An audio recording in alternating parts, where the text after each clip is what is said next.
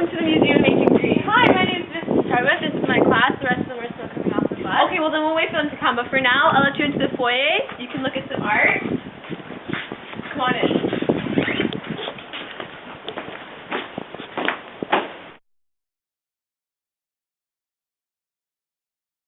Good morning, kids, and here we have our beautiful statues. As you know, fashion was huge in ancient Greece. Right here we have our beautiful female statue. But today I'm going to talk about our male figure right here. He is wearing what males usually wore on a daily basis, the chiton, or a himation. It is generally made out of a piece of wool. As you see, our male model is wearing it beautifully right now. It's fastened with a nice bronze, right here, bronze clip.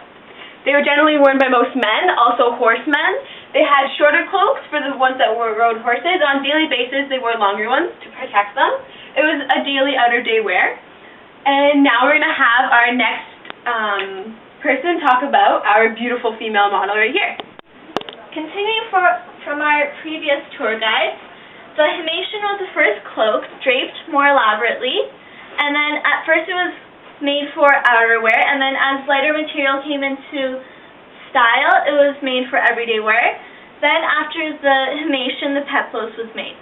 Doric women wore it more likely, and it was folded at the upper extremity, so the chest area, and it was made to make a wider shawl. It was fastened at the shoulders, leaving arms bare and the right side open, having in folds from the shoulder, and the common materials for make the peplos was checks, wavy patterns, stripes, and flower designs.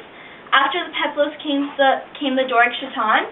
The Doric chiton was more like the peplos, but it had larger dimensions. It was worn longer than the peplos and evolved into the Ionic chiton. The Ionic chiton was made out of silk and linen.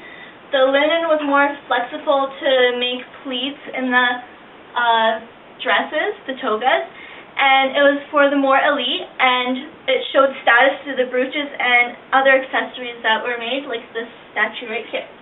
Okay, class, you're going to follow me. We're going to go watch a slideshow presentation of the Greek clothing patterns as well as the hairstyles, as unfortunately we do not have models to show that to you, so follow me this way.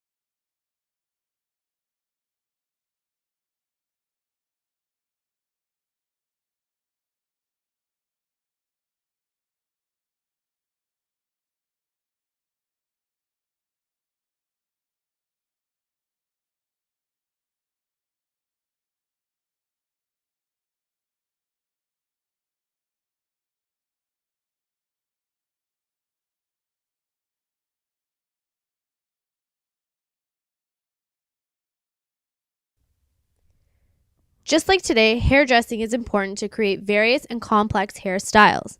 Women in Greek times used gold and silver pins, as well as cone head dresses and tiaras to add to their hairdos. Many of the young women used fresh flowers and ribbons. Now, only boys and women were allowed to have long hair. When men became youths, they decided to cut their hair. Women also used plaiting, crimping, and waving in addition to their beautiful accessories. Popular styles included tying the hair up with a fabric scarf, adding ribbons and garlands, or wearing something called the stephanie, which was a metal headdress. Now there was one rule that the Greeks followed: hair and feet as near as the style worn to match a costume. Typically, this is saying that the hairstyle was to match their outfit as well as their shoes. Now ladies, I know this still exists today. As you can see, many hairstyles as well as dressing patterns and cloth patterns have continued into today's time. Greece was the place to be during this time period and was at the forefront of civilized thought and arrangement, as they were the Enlightenment thinkers. Costumes help create a culture that gave additional structure to a great civilization. Greece has influenced every other nation that has since risen to power, and we have them to thank.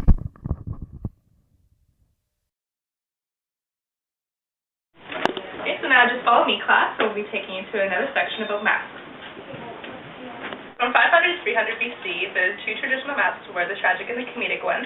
These masks challenged the actors to portray their characters in a more subtle way, such as like voice and body, because they couldn't express their facial expressions. The tragic and comedic masks are now a symbol of the Greek theater. Masks gave actors the ability to easily play more than one character just by the switch of a mask. The ancient traditions of the comedy and tragic masks originated in the 5th century from the Dionysian cult. Because the union only allowed for 3 performers at a time, all the actors were males and women were forbidden to act. The mask allowed for them to play female roles, and as the roles changed, so did the character. The directors were able to invent new characters and not have to explain the emotional past of that character because it was displayed on through the mask. The mask was adopted as a tool to help them be more visible to the audience. The mask was made up of wool, linen, leather, and even sometimes animal fur and human hair. The mask had exaggerated facial expressions to the appropriate various roles. It allowed actors to be seen and have emotions understood. The shape of the mouthpiece, they served as megaphones and were able to project the voice louder. The mask forced the audience to judge the actor on his acting and not on how he looked. Comedy and tragedy were the two most popular forms of entertainment in ancient Greek times. The ancient Greeks usually preferred comedy because it was a lighter situation and it poked fun at humans. So the next time you're in a traditional museum or theater, just think about the history of the comedy and tragic masks and how they have brought us entertainment for the past few years.